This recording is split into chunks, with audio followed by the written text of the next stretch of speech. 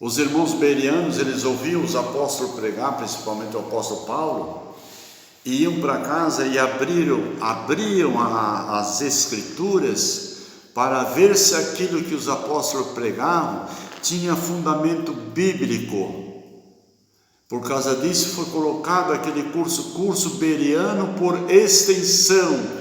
Foi um curso que veio dos Estados Unidos, como a ETAD também, a escola teológica. Foi uma das primeiras escolas, e a Assembleia de Deus adotou essa doutrina pentecostal. E esse curso bereano por extensão só era quem fazia, era só pastores e obreiros. E eu era novo crente, eu nem nunca imaginava que eu ia ser um pastor, mas nem pintado de ouro. Mas o pastor, como não tinha assim filhos, ou filho, e nem genro, tinha um genro, mas até posso dar o nome dele, Evaldino Leite, que é genro do pastor Valdomiro Souza. Não precisava dar nome aqui, mas para vocês verem como é que eram as coisas que eu tenho, que eu falo e tenho conhecimento de causa. Eu estou doutrinando, estou ensinando, estou explicando. Por causa disso eu dou esses exemplos. Irmão José, não precisa falar essas coisas no YouTube, porque o irmão não sabe qual é o público que vai. Eu estou pensando que esse público aqui, em redor da minha cidade, uns 20 a 100 quilômetros de distância, e se ficar só por isso aqui, que os irmãos entenderem e me conhecem, eu estou satisfeito. Lá Deus levanta outro, lá na linguagem e tal, e na realidade, e amém por isso. A obra de Deus é assim. Eu não vou me estar preocupando estou me preocupando com esses que estão que foram inscritos aí, amém? E esse pastor, o pastor Valdomiro Souza, que foi um exemplo de homem de fé na minha vida e me ajudou muito, e fez o meu casamento depois. Mas antes disso, Deus parece que olhava do céu e disse: ajuda o José. Só para os irmãos terem uma ideia, quando ele saiu de Rio do Sul, a igreja está mais ou menos com uns 350 pessoas, porque não cabia mais disso, a igreja era pequena e ainda é. E ele veio e se despediu, e veio outro pastor, e a igreja inteira. E eu era um molecão, estava lá atrás, porque dava lugar para as outras pessoas sentarem. E eu estava lá com meia dúzia de jovens, nós tínhamos um grupo de jovens. E ele se despediu da igreja, passou todo o culto, já às 9h30 da noite, todo mundo precisava ir para casa. Irmãos, eu agradeço os irmãos por tudo que me fizeram, mas eu quero fazer um pedido para os irmãos. Não esqueça de ajudar o José Ama. O irmão José Ama precisa de ajuda. E eu lá atrás, no descer da escada, eu abanei a mão assim. Lá está ele, eu continuei abanando, depois abaixei ligeiro. Eu digo: meu Deus, que vergonha. Entrou assim dentro de mim uma preocupação, uma ira, um troço assim. Eu digo: meu Deus, que vergonha. A igreja cheia, ele me tratou como se fosse um moleque, como se fosse aquele incrédulo. Que vergonha para mim, me humilhou. Foi para casa brava, disse: olha, tantos que tem ali, vai apontar eu, parece que eu sou ovelha negra nisso aí. Interpretei mal aquela colocação dele. E fui para casa. Agora está mudando o pastor, esse foi embora mesmo. Nem fiquei na porta para me despedir dele, fiquei bravo. Vejo o tamanho da minha ignorância.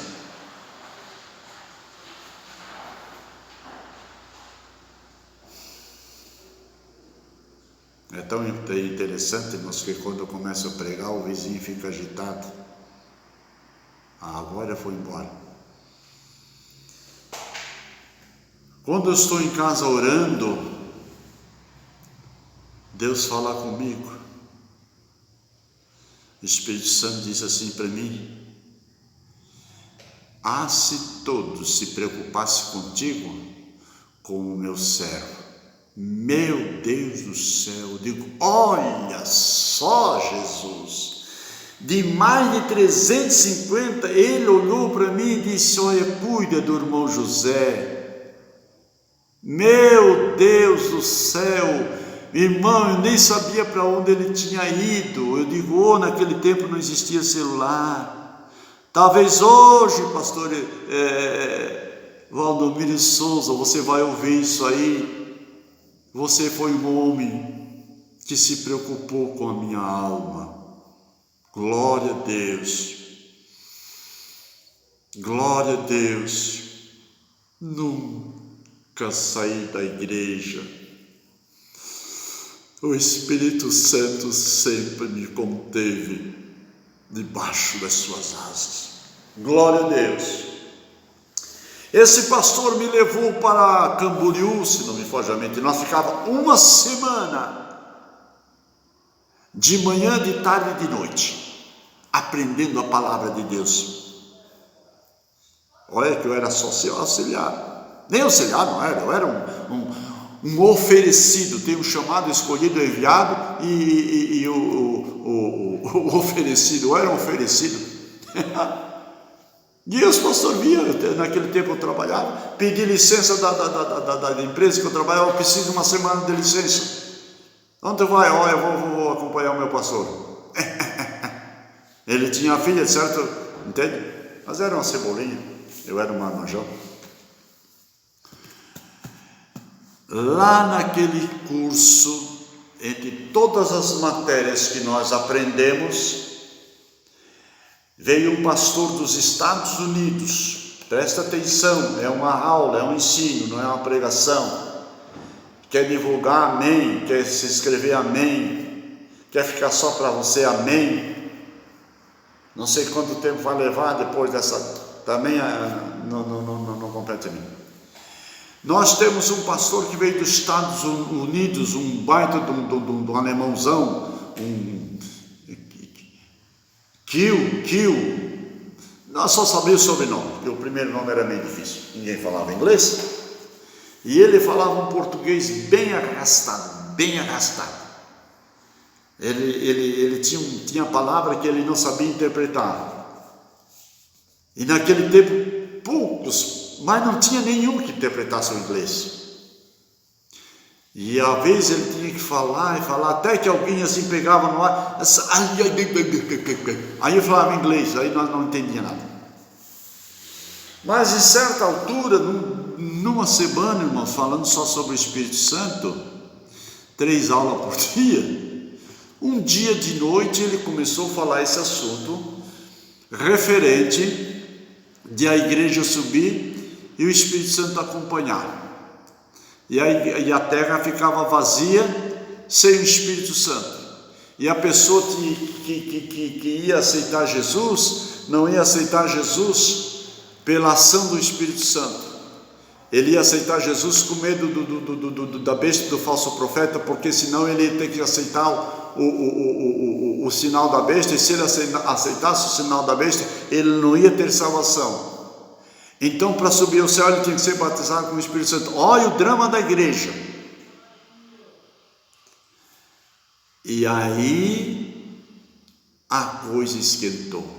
Sabe por quê? Porque ele disse, irmãos, no linguajar dele, o Espírito Santo vai estar com a igreja na glória do Cordeiro por 7 anos.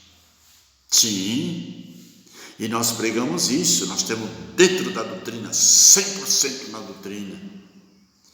Ele disse, mas nesse período vai haver um derramamento do Espírito Santo sobre a terra, e vai haver muitos judeus que vão ser salvos. Jogou um balde de água fria em cima da pastorada, lá mais ou menos 50 e poucos, e entrou uma preocupação dentro dos pastores, e um olhava para o outro, e outro olhava para o outro, e outro dizia, mas nós estamos pregando 50 anos que o Espírito Santo vai subir com a igreja, agora esse alemão aí vai me dizer que o Espírito Santo vai ficar, e aonde está o Espírito Santo, e procura o Espírito Santo, e fala sobre o Espírito Santo, e o alemão bancou firme a tese dele. Chegou numa altura, já eram umas 10 horas da noite, mais ou menos, porque não tinha horário para terminar, o assunto era gostoso, às vezes ia até as 10h30. Ele disse: irmãos, eu estou pregando sobre a doutrina do Espírito Santo já faz mais de 20 anos. E até então nunca encontrei um grupo de pessoas como vocês que levantaram essa questão. Mas nós não vamos discutir, vocês vão para casa, para os seus quartos, e amanhã de manhã nós continuamos a aula. Ela era ali mais ou menos às 8h30, 9 horas, porque daí fazia um intervalo e até meio-dia, às vezes 11h30, 15 para meio-dia, conforme a linha de raciocínio. E nós éramos assim no alojamento grande, não era hotel. Nós fomos para aquele alojamento e tinha um corredor assim com vários quartos, e cada quarto dormia um pastor, 2, botava cama no chão e aquelas coisaradas todas, assim, provisoriamente só para uma semana. E eu me lembro como se fosse hoje. Nós íamos andando assim no corredor e iam comentando a tese que o americano levantou. E começou uma discussão assim, foi tomado um cafezinho, como diz hoje o break, né? O coffee break, e começou-se até às 3 horas da manhã, discutindo o que nós vamos levar para ele de argumento por dentro da Bíblia Sagrada, e queremos ver como é que ele vai provar. Senão nós vamos ter que mandar esse americano de volta para os Estados Unidos, porque nós não aceitamos essa doutrina. Irmãos, eu acho que era 56 pastores de todo o estado de Santa Catarina, pastores presidente. Hoje é diferente. Naquele tempo, um pastor, irmão, ele era como se fosse um bispo. Hoje ele mandava, ele coordenava umas 30, 35 igrejas. Para os irmãos que são aqui do Rio do Sul, talvez até os meus filhos não sabem disso, tinha um pastor no Rio do Sul, eles comandavam desde Itaió, Santa Terezinha, toda essa região, lá para cima, Mirim, toda aquela região, tudo, descia, pegava Ituporanga, toda aquela região toda, Ibirama, toda aquela região toda, lá no Denique Alto, no Dolma, lá no meio dos indígenas. Naquela época já existia convertido lá, tudo um só pastor fazia. Agora imagina 56 pastores. Eu acho que era o total que tinha no estado de Santa Catarina, que era pastores da igreja sede, como se fosse 56 municípios catarinenses, e aí só era escolhido a nata, para levar para outros pastores o ensino que recebiam aí o curso beniano por extensão. E outro dia de manhã cedo estava todo mundo armado até os dentes. Nós vamos pegar o americano, ou ele destrincha ou nós mandamos ele embora. Cheio de razão os assembleianos, os pastores. E eu lá no meio, o Zequinha, só ouvia e escutava, não falava nada. Diz: eu quero só assistir de longe essa briga de cachorro grande aí. Estava torcendo. Deus estava me dando uma oportunidade, irmão, que eu não sabia. Hoje estou entendendo.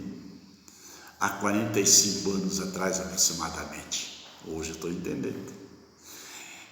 Quem que sabia que há 45 anos atrás eu estaria agora, irmão? Eu podia estar na frente de um grande grupo de pessoas. Eu dou aula ao vivo. Tenho aqui um grupo que vem todas as terça-feiras à noite. E se eu não cuidar, fico até as 10, 10h30 horas, mas eu sou zeloso pelo horário. E eles ficam anotando e conversando. Depois termina, manda embora uma parte, e outra parte fica aí tomando um cafezinho, batendo papo até 10 e pouco, como aconteceu ontem.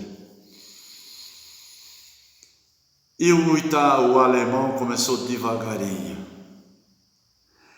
Ele pegou esses pastores, como diz outro, assim, pela orelha, ou pelo rabo da cola, e bateu, e bateu. Ele disse: irmãos, eu prego sobre o Espírito Santo há 20 anos, e o Espírito Santo nunca me enganou, eu nunca levei dúvida. E começou bem de mansinho, ó. Começou a bater devagarinho, e os pastores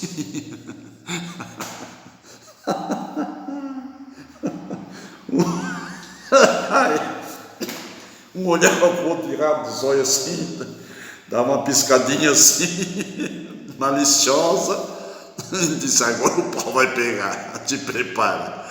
Tinha alguns assim armados até o dente, sabe? Eu pegar ele no grosso do rabo, e ele não sabia o que tinha acontecido lá nas reuniões secretas, e ele dormiu, o americano dormiu, nossa. Outro dia coçou os olhos, lavou a cara, tomou um cafezinho gostoso. Ele não sabia que tinha uma turma lá, uns 50 e pouco porrete na mão, pedra na mão para tirar nele. Ai, Jesus, até hoje eu estou risado. E ele começou a explicar, irmãos. Entrou desde Gênesis até Apocalipse. E eu me lembro como se fosse hoje, irmãos, o pacto de Deus com Israel. Nós tínhamos o olho voltado só para a igreja gentílica. E Deus tem um olho global.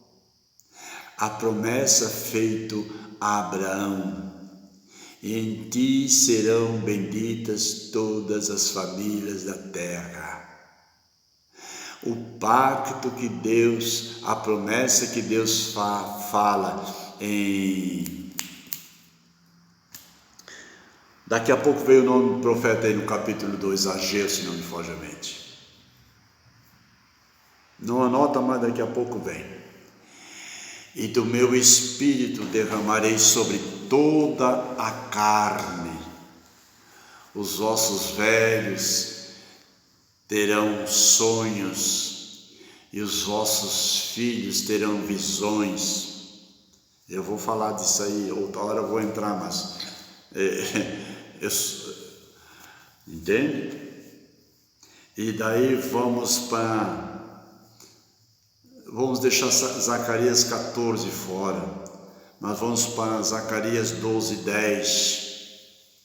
Olha que faz em 45 anos atrás, a mensagem, o ensinamento eu gravei até hoje.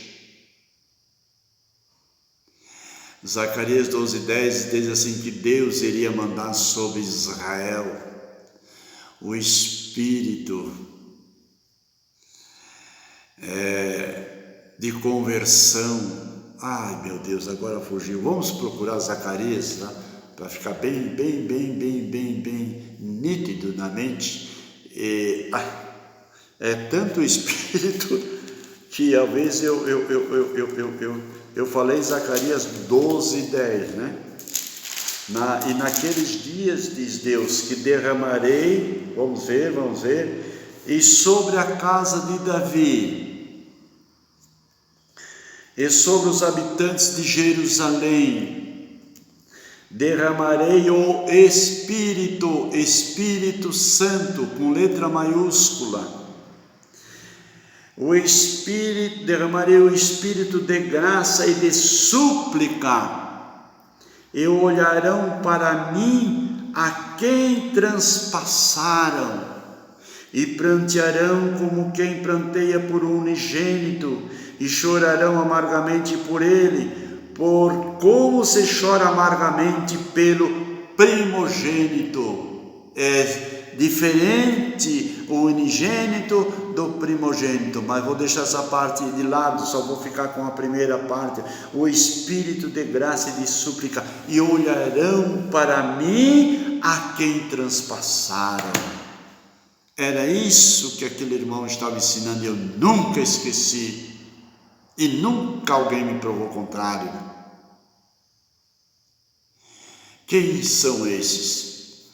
Os judeus messiânicos, ou outros judeus ortodoxos, aqueles que não creem no nascimento de Jesus e rejeitaram Jesus, conforme João 12 a 11. Ele veio para os seus não receberam, mas a todos quantos os receberam, Deus deu o direito e o poder de se tornarem filhos de Deus, a saber que não nasceram da carne, nem do varão, nem do sangue, mas de Deus.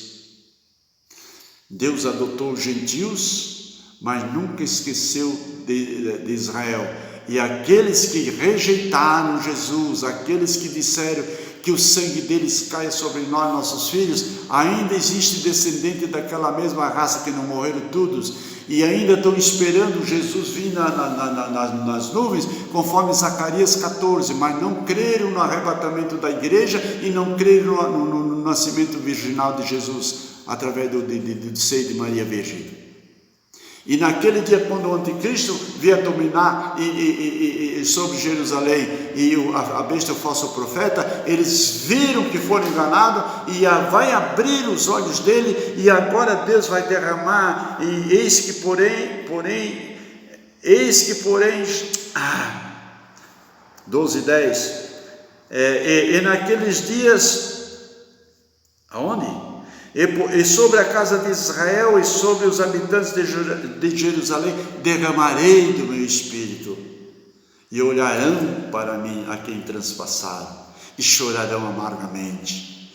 Aí Deus, a igreja está na glória, o Espírito Santo está lá. O que faz o Espírito Santo? A pessoa de Eliezer lá em Gênesis, entrega a noiva na mão do pai e do filho. E aonde está Eliezer, me diz, meu querido irmão? Continua as suas atividades.